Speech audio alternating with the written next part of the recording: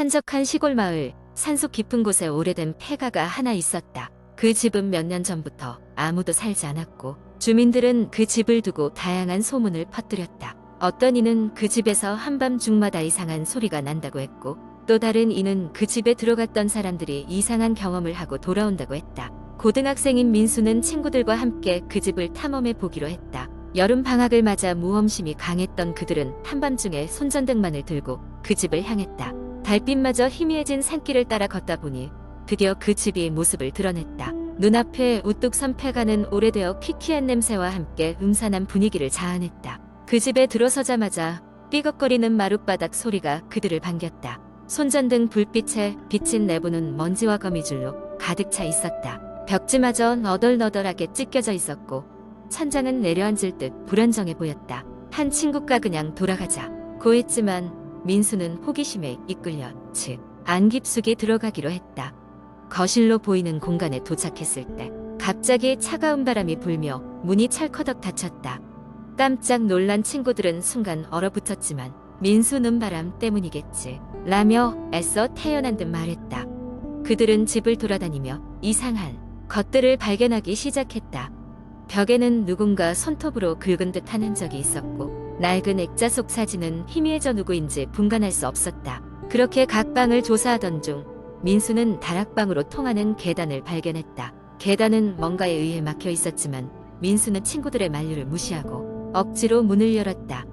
다락방은 어둡고 숨이 막힐 정도로 답답했다. 하지만 그 안에는 작은 책상이 하나 있고 그 위에 오래된 일기장이 놓여 있었다. 민수는 일기장을 펼쳤고 손전등 불빛 아래 몇 페이지를 읽기 시작했다. 일기에는 과거 이 집에 살던 가족에 대한 이야기가 적혀 있었다. 행복하게 시작된 일기는 점점 어둡고 무서운 내용으로 변해갔다. 집에 이상한 소리가 들리기 시작했고 가족들은 하나둘씩 이상한 행동을 하기 시작했다는 내용이었다. 마지막 페이지에는 이 집을 떠나야 한다. 무언가가 우리를 지켜보고 있다. 오늘 밤이 마지막 기회일지도 모른다라는 불길한 문장이 적혀 있었다. 그 순간 민수는 누군가 자신을 쳐다보고 있다는 느낌에 휩싸였다. 고개를 돌리자마자 누군가의 그림자가 순식간에 사라졌고 민수는 소스라치게 놀라 친구들을 부르며 다락방을 빠져나왔다.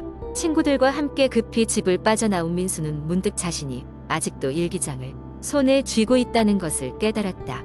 돌려놔야 하는 걸까? 하는 생각이 들었지만 이미 너무 멀리 와버렸다. 그날 밤 민수는 집으로 돌아와 잠자리에 들었지만 이상하게 잠이 오지 않았다. 머릿속에는 계속해서 다락방에서 느꼈던 그 섬뜩한 시선이 떠올랐고 일기장의 마지막 문장이 그의 귀에 맴돌았다.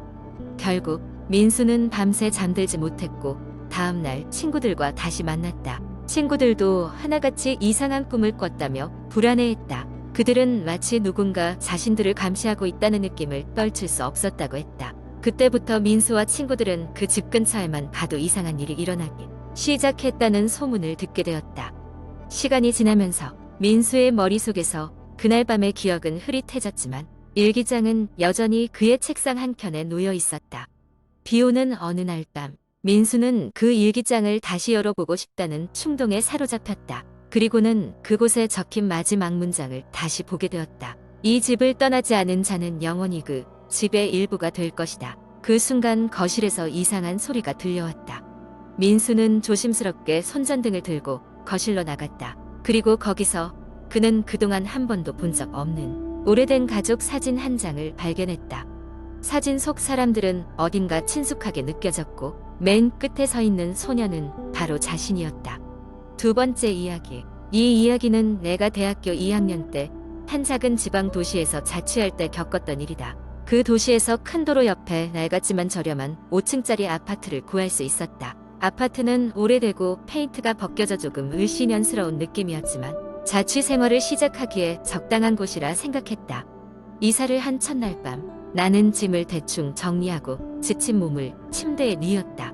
이상하게도 잠이 오지 않아 천장을 멍하니 바라보고 있었는데 갑자기 작은 소리가 들렸다. 무언가 긁히는 듯한 소리였다.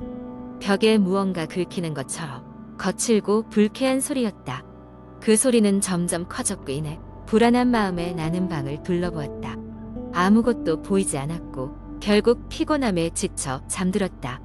다음 날 아침 어젯밤의 일은 꿈이었겠거니 생각하고 학교에 다녀오니 이내 잊혀졌다. 그러던 어느 날 평소와 같이 수업을 마치고 돌아오는 길에 아파트 입구에 설치된 게시판에 붙은 전단지를 보게 되었다.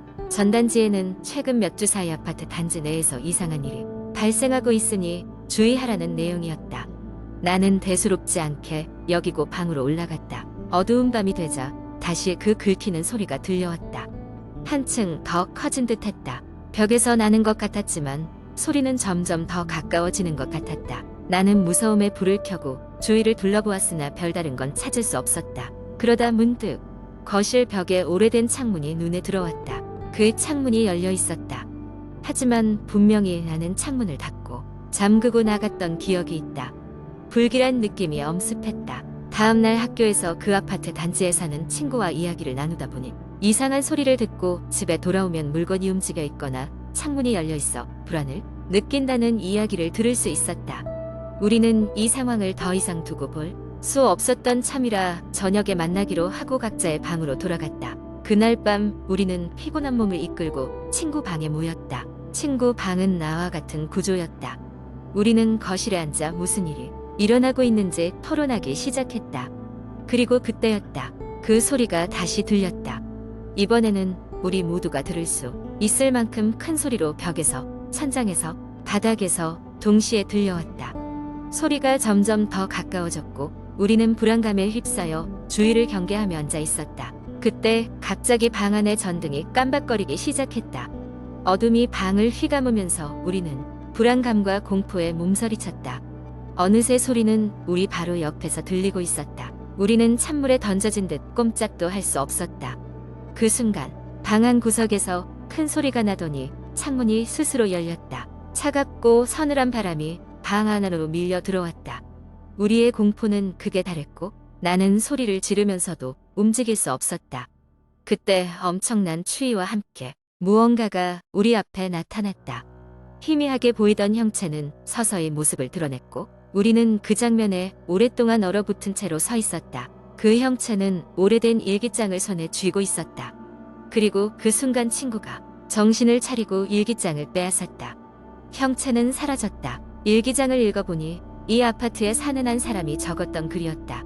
그는 자신의 방에서 소리가 나고 물건이 자신도 모르게 움직인다고 적혀 있었다. 그리고 마지막 페이지에는 누군가 나를 지켜보고 있다. 는 문장이 희미하게 적혀 있었다. 그 후 우리는 관리사무소에 신고하고 경찰도 불렀지만 그 형체가 누구였는지는 알 수 없었다. 입주민 중 하나가 실종된 후 그 일은 서서히 잊혀졌다. 우리는 그 사건 이후 그 아파트를 떠났지만 그때의 기억은 여전히 우리를 따라다닌다.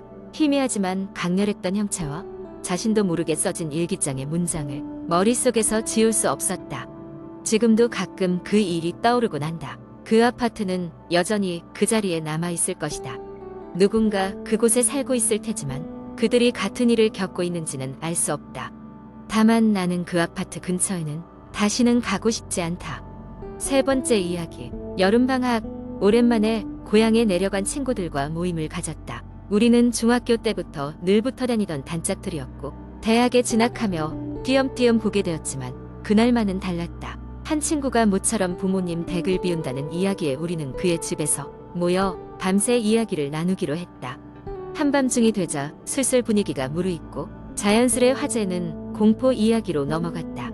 평소에도 귀신이나 초자연적인 현상에 관심이 많던 나는 이번 기회에 내가 듣고 본 것들을 풀어놓기 시작했다. 어둑어둑한 거실에 모여 앉아 귀신에 관한 이야기를 나누다 보니 문득 옛날 동네에 있던 귀신의 집 이야기가 떠올랐다. 우리 고향에는 선녀 아파트라는 오래된, 현재는 폐허가 된 곳이 있었다.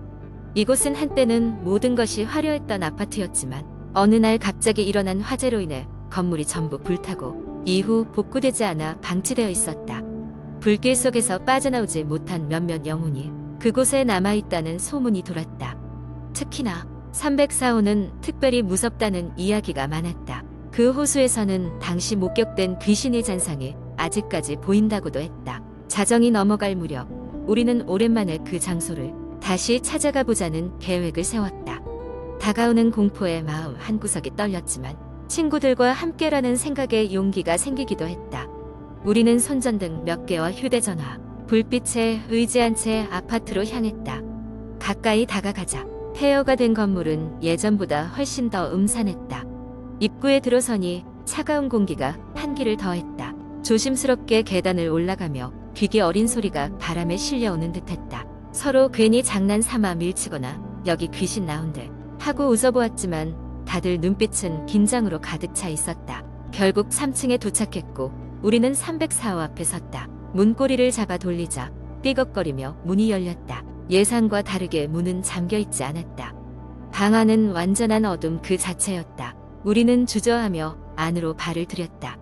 텅 빈 방에는 색이 바라며 군데군데 그을린 벽이 보였다. 그러나 그 순간 급작스럽게 찬 기운이 우리를 휩싸고 누군가의 울음소리가 들려왔다. 여기서 나가.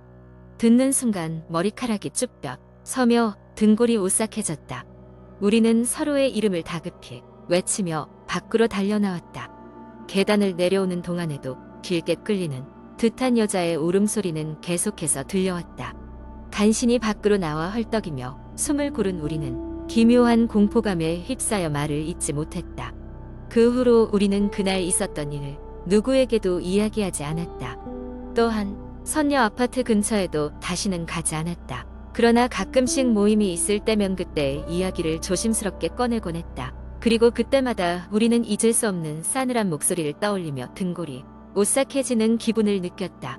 그날 밤의 방문은 단순한 호기심에 그치지 않고 우리 모두의 기억 속 깊이 각인되어 영원히 지워지지 않을 것이다.